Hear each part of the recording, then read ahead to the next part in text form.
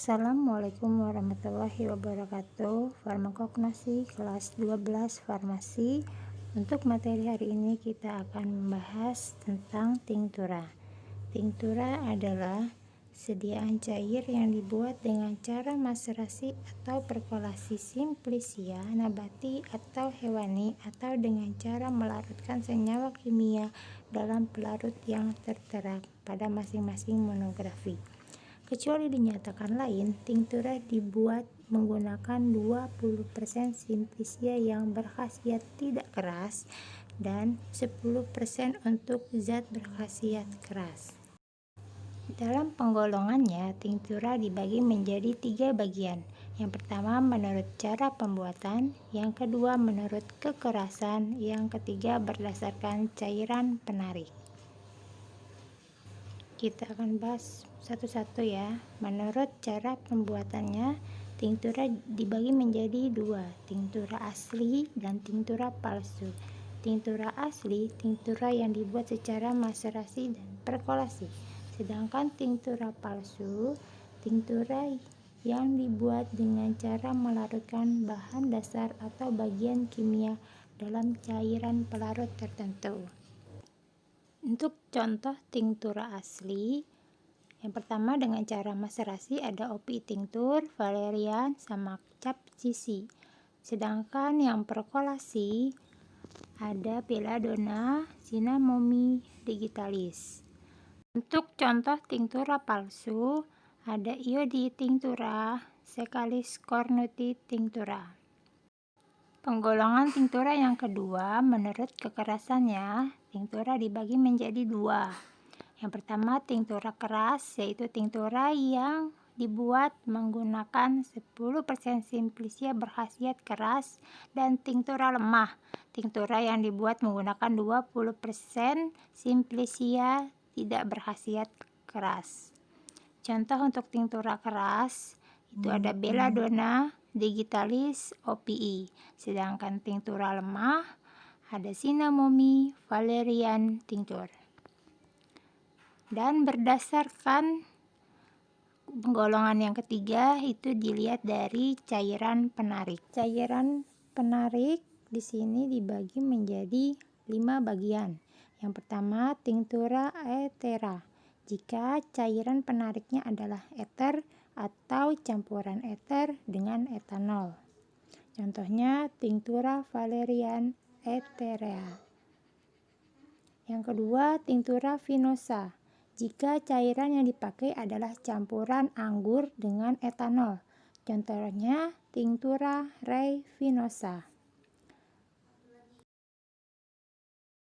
Untuk yang ketiga, tinktura asida. Jika ke dalam etanol yang dipakai sebagai cairan penarik ditambahkan asam sulfat. Contohnya pada pembuatan tinktura acida aromatik. Yang keempat, tinktura aquosa. Jika cairan penariknya yang dipakai itu air. Contohnya tinktur rei aquosa. Yang kelima, tinktura komposita. Adalah tinktura yang didapat jika penarikannya dilakukan dengan cara menarik selain etanol. Hal ini dinyatakan pada nama tinktura tersebut.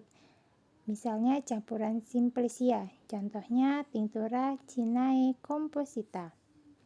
Kita masuk ke dalam cara pembuatan tinktura. Untuk maserasi, pertama kita masukkan 10 bagian simplicia dengan derajat kehalusan yang cocok, masukkan ke dalam panci atau bejana. Lalu tuangi 75 bagian cairan penyari yang cocok, maserasi atau direndam selama 5 hari, terlindung dari cahaya sambil sering diaduk. Lalu diserkai, diperas, dan cuci ampas dengan cairan penyari secukupnya hingga diperoleh 100 bagian. Lalu dipindahkan ke dalam panci atau bejana tertutup, biarkan selama 2 hari terlindung dari cahaya, setelah itu disaring. Kemudian dengan cara perkolasi, yang pertama basahi 10 bagian simplicia dengan 2,5 sampai 5 bagian cairan penyari. lalu masukkan ke dalam panci, tutup selama 3 jam.